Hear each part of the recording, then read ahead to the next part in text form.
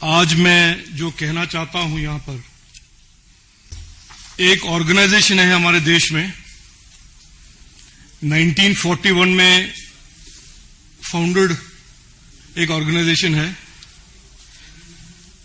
काफी साल से उस ऑर्गेनाइजेशन के बारे में लोग कहते थे कि वो बहुत डेंजरस ऑर्गेनाइजेशन है, एंटी नेशनल ऑर्गेनाइजेशन है।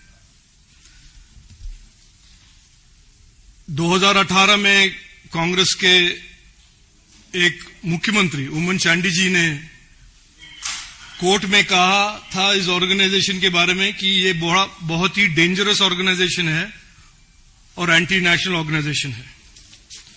उस ऑर्गेनाइजेशन का नाम है जमाते इस्लामी, और इस जमाते इस्लामी के कोर आइडियोलॉजिकल इंटरेस्ट हैं एंटी सेक्युलरिज्म, ये इनका भाषा है, ये मैं नहीं कह रहा हूं, वो सेक्युलरिज्म के अगेंस्ट हैं, डेमोक्रेसी के अगेंस्ट हैं। ये उनके ही कहे हुए वर्ड्स में आपको सुना रहा हूं, और ये इस्लामिक गवर्नेंस में मानते हैं। इस ऑर्गेनाइजेशन का नाम है जमाते इस्लामी। बहुत सालों तक देश के मेन स्ट्रीम राजनीति में और पॉलिटिक्स से बाहर रखा गया था, क्योंकि जैसे मैंने कहा कांग्रेस के लोग भी इसको एक डेंजरस ऑर्गेनाइजेशन मानते थे। लेकिन पहली बार राहुल गांधी के पुराने कॉन्स्टिट्यूएंसी और प्रियंका गांधी के आज के कॉन्स्टिट्यूएंसी वायनाड में जो निलंबुर बाय इलेक्शन हुआ, उसमें पहली बार कांग्रेस ने खुल के फॉर्मली जमाते इस्लामी के सपोर्ट उन्होंने लिया, प्रचार हुआ और वहां पर वो इलेक्शन जीते। ऐसे बेशर्मी, कांग्रेस एक बेशर्म पार्टी है, इसके बारे में देश में कोई दो राय नहीं है, लेकिन एक साथ वो कॉन्स्टिट्यूशन हाथ में पकड़कर घूमते हैं, सेक्युलरिज्म की बात करते हैं, देश के कॉन्स्टिट्यूशन और देश के कॉन्स्टिट्यूशन अंडर थ्रेट कहते हैं, बीजेपी को कम्युनल पार्टी का एक प्रोपेगेंडा चलाते हैं। लेकिन सच यह है कि जो प्रोस्क्राइब्ड एंटी नेशनल पार्टीज हैं, proscribed anti democracy, anti constitution parties हैं, उनके साथ ये जो अपॉर्चुनिस्टिक पॉलिटिक्स इस देश में कांग्रेस पार्टी और इंडी अलायंस ही करते हैं। हाल ही में खरगे साहब ने कहा कि आप ये 50th एनिवर्सरी इमरजेंसी के क्यों मना रहे हैं, लोग भूल गए हैं। लेकिन ये एक बहुत महत्वपूर्ण सबूत भी है और कारण भी है कि आज भी कांग्रेस पार्टी उनके डेस्परेट राजनीति, किसी तरह से जीतने की राजनीति के लिए Indian constitution, Indian secular values, Indian democracy के साथ खिलवाड़ करता है। तो लोग इमरजेंसी के बारे में न भूलें, और आज जो हो रहा है, कांग्रेस और इंडी अलायंस जो कर रहा है, उसको याद दिलाने के लिए ही भाजपा इमरजेंसी के बारे में और ऐसे जो एंटी नेशनल एलिमेंट्स के साथ राजनीति कर रहे हैं और जमाते इस्लामी जैसे जो संगठन को मेन स्ट्रीम पॉलिटिक्स में लाने की कोशिश कांग्रेस कर रहा है, इसका खुलासा हम कर रहे हैं। मैं आपको यह भी बता दूं कि आज तक जमात के साथ, जमाते इस्लामी के साथ जो उनके गठबंधन होते थे, उनका जो अलायंस होता था, वो सीक्रेट होता था। थोड़ा शर्म कांग्रेस में और इंडिया अलायंस के पार्टनर्स में होता था, वो खुलेआम बाहर नहीं आते थे इसके बारे में। लेकिन पहली बार वायनाड और निलंबूर के इस बाई इलेक्शन में कांग्रेस ने इनके दबाव के कारण, जमात के दबाव के कारण ओपनली इस अलायंस के बारे में अनाउंस किया है। जमात इस्लामी के हेड जो हैं, अलग अलग पॉलिटिकल पार्टीज के हेड होते हैं, जनरल सेक्रेटरी होते हैं, प्रेसिडेंट होते हैं, लेकिन जमात इस्लामी के हेड का टाइटल का नाम है अमीर। अमीर जमात इस्लाम के अमीर जो हैं, उनका नाम है मुजीब रहमान। और उन्होंने एक स्टेटमेंट हाल ही में डाला है कि देश में कोई भी ऐसा पार्टी नहीं है जिन्होंने जमात का मदद नहीं लिया हो, और केवल एक ही पार्टी है जो जमात के साथ या जमात का उन्होंने मदद नहीं लिया है, वो है भाजपा, भारतीय जनता पार्टी। इन्होंने कहा ये, यानी कि लेफ्ट हो या आरजेडी हो या जो भी ये नमाजवादी पार्टीज हों, सभी ने जमात और इसी तरह के ऑर्गेनाइजेशन का सहारा लेकर वो अपना राजनीति करते हैं। कांग्रेस पार्टी, मैं क्लियरली कहना चाहता हूं, इतने साल लोगों को भड़काकर, लोगों को बेवकूफ बनाकर उनकी राजनीति उन्होंने चलाया है। आज बाकी सब लोग, बाकी सब कम्युनिटीज जाग चुके हैं और उनका एकमात्र स्ट्रैटेजी है कि मुस्लिम कम्युनिटी के साथ तुष्टीकरण की राजनीति करें, उनको बेवकूफ बनाएं, उनको डराएं। और आप बिहार में देखिए या उत्तर प्रदेश में देखिए, बिहार में इमारत शरिया के साथ, केरल, कर्नाटक, तमिलनाडु, तेलंगाना, आंध्र प्रदेश में जमात इस्लामी के साथ, कर्नाटक में जमात ही नहीं, जमात के साथ एसडीपीआई, पीएफआई के साथ उनका राजनीति चल रहा है। और पहले भी इस तुष्टीकरण की राजनीति के सबूत हम देख चुके हैं। 26/11 में जो टेररिस्ट अटैक हुआ था, उन्होंने कहा नहीं, ये पाकिस्तानी टेररिस्ट नहीं है, ये आरएसएस है। बाटला हाउस में जब टेररिस्ट अटैक हुआ, सोनिया गांधी एक खटाखट से डिफेंड करने के लिए और जस्टिफाई करने के लिए निकली। पुलवामा में जो टेररिस्ट अटैक हुआ, उन्हें कहा नहीं, बीजेपी ने करवाया है। पहलगाम में जब टेररिस्ट अटैक हुआ, रॉबर्ट वाड्रा ने कहा कि ये इसका जस्टिफिकेशन 370 का रिपील। तो हर बार कांग्रेस की भाषा जो है, मैं आपको एक और उदाहरण देता हूं। जब हमास के लीडर्स हमारे केरल में बच्चों को रेडिकलाइज करने के लिए उन्होंने एक वीडियो कॉन्फ्रेंस में एक प्रोग्राम किया, और जब हमने, भाजपा ने उसको अपोज करने की कोशिश की, तो कांग्रेस के एक एमपी राजमोहन उनिता ने कहा कि टेररिस्ट आर फ्रीडम फाइटर्स।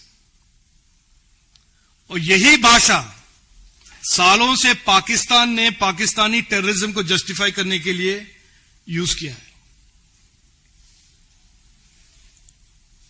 तो कांग्रेस का जो हाल है अभी, और इंडिया अलायंस का जो हाल है, उत्तर प्रदेश में हो या बिहार में हो या केरल में, और केरल में तो राहुल गांधी और प्रियंका गांधी के कॉन्स्टिट्यूएंसी में ये हो रहा है।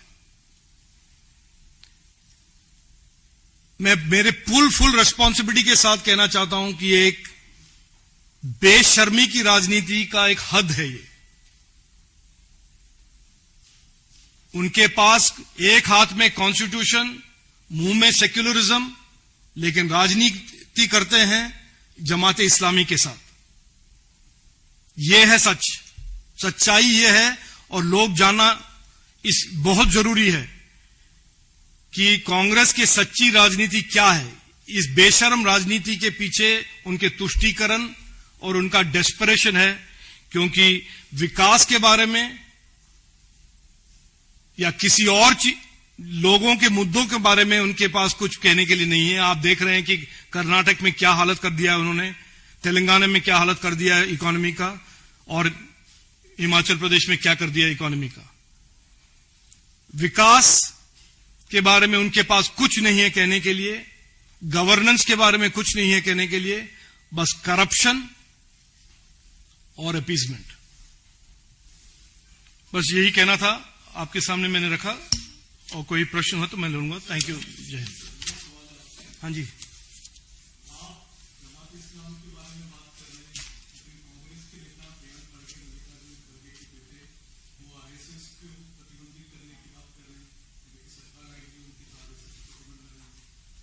सरकार तो उनको है ही, वो लगा के देखें। ये देखिए ये बहुत स्पष्ट है कि कांग्रेस पार्टी का रिमोट कंट्रोल कहां पर है, ये लोग, इसमें कोई डाउट नहीं होना चाहिए।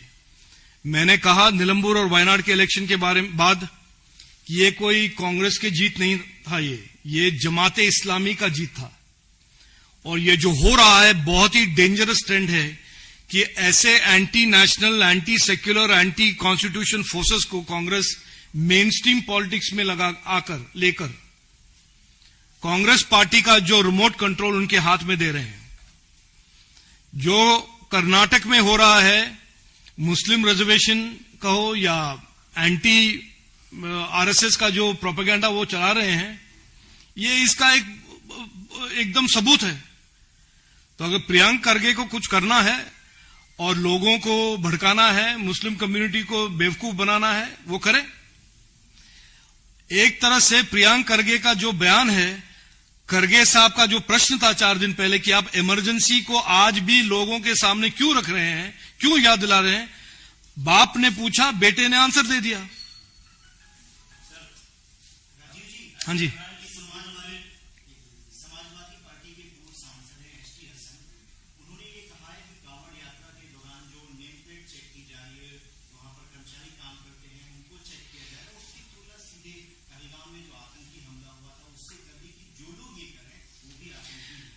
देखिए, मैंने पहलगाम के बाद जब हमारे बहुत ही senior political leader Robert Vadra ने उसके बारे में टिप्पणी किया कि ये इसका कारण पाकिस्तानी टेररिज्म नहीं है लेकिन 370 का रिपील है, मैंने तब कहा था, और उनके साथ हमारे कम्युनिस्ट कॉमरेड एमए बेबी ने भी कहा यही बात। ये समझते हैं कि पाकिस्तानी टेररिस्ट और इंडियन मुस्लिम कम्युनिटी दोनों एक हैं। मैं बहुत ह्यूमिलिटी और रिस्पॉन्सिबिलिटी के साथ कहना चाहता हूं कि जो भारतीय हैं, भारतवासी हैं, हिंदू हो, क्रिश्चियन हो, मुस्लिम हो, सभी यही चाहते हैं कि टेररिज्म को डिफीट किया जाए। लेकिन इनका जो राजनीति है, मुस्लिम कम्युनिटी को भड़काकर ऐसे उनके मन में पॉइजन डालना कि जब भी कोई टेररिज्म के अगेंस्ट बात करें वो एंटी मुस्लिम रेटरिक है, इसीलिए लोग उसे भड़कने चाहिए, ये कहना चाहते हैं वो। देखिए, इनका आज भी अगर आप किसी से भी पूछिए, मुस्लिम कम्युनिटी के लिए अगर किसी ने कुछ काम किया है, वो भारतीय जनता पार्टी और नरेंद्र मोदी जी ने किया है। इनका जो राजनीति है, तुष्टीकरण का राजनीति है, मुस्लिम कम्युनिटी को भड़काने का राजनीति है और टेररिज्म को जस्टिफाई करने की राजनीति है। ये जमाते इस्लामी की राजनीति करते हैं, ये इमारत शरिया की राजनीति करते हैं, ये एसडीपीआई पीएफआई की राजनीति करते हैं, ना कि मुस्लिम कम्युनिटी का। और कुछ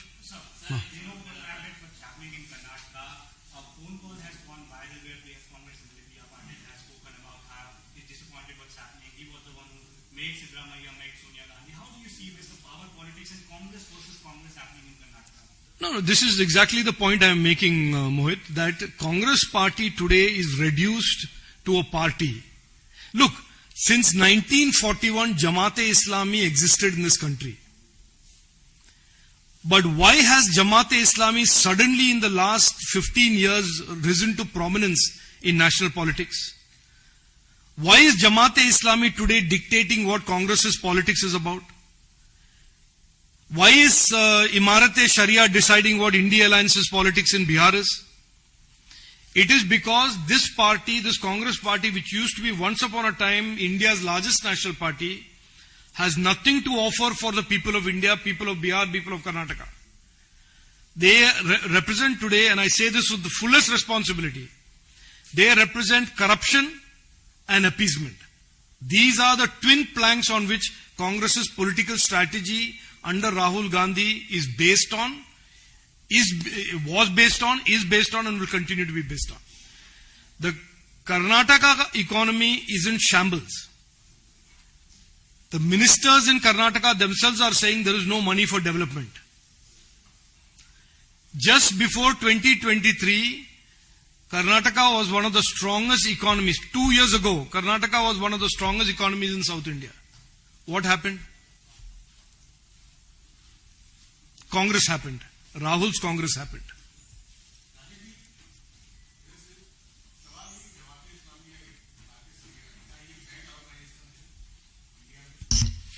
देखिए, ये बैंड ऑर्गेनाइजेशन, हम एक ऑर्गेनाइजेशन को बैन करते हैं तो ये दूसरे रूप में आते हैं.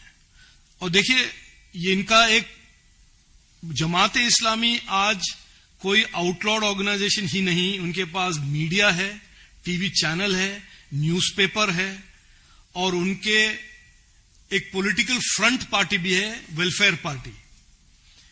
लेकिन इसमें कोई डाउट नहीं है, कोई भी किसी के पास कोई एम्बिग्यूटी नहीं होना चाहिए कि है कौन इसके पीछे, जमात-ए-इस्लामी. तो इन लोगों ने, आप तो जानते ही हैं ना, सिमी पहले होता था. सिमी का एक दूसरा मॉडल ऑर्गेनाइजेशन बन जाता है. तो बैनिंग से क्या होता है, एक ऑर्गेनाइजेशन बैन हो जाता है और लेकिन वो बनाते हैं दूसरा तीसरा ऑर्गेनाइजेशन. और आज तक ये सबसे डेंजरस ट्रेंड जो है, आज तक ये जो थे सीक्रेटली ऑपरेट करते थे, शैडोज में ऑपरेट करते थे. इनके जो पॉलिटिकल अलायंस है, जो इनके अमीर ने कहा, सभी पॉलिटिकल पार्टीज इनके हेल्प ले चुके हैं, मदद ले चुके हैं, लेकिन किसी को पता नहीं है. ये पहली बार प्रियंका गांधी वाड्रा के कॉन्स्टिट्यूएंसी वायनाड में जो निलंबुर बाई इलेक्शन हुआ है, इनकी बेशर्मी देखिए. उन्होंने कहा, डेस्परेशन देखिए, उन्होंने कहा नहीं, हम वेलफेयर पार्टी के मदद से इस इलेक्शन लड़ेंगे, जमात-ए-इस्लामी के इलेक्शन के साथ, इस मदद के साथ लड़ेंगे. उनका डेस्परेशन इस लेवल तक पहुंच गया है कि अभी वो छुपा नहीं सकते, इसको ओपन में वो बोल रहे हैं. बताइए.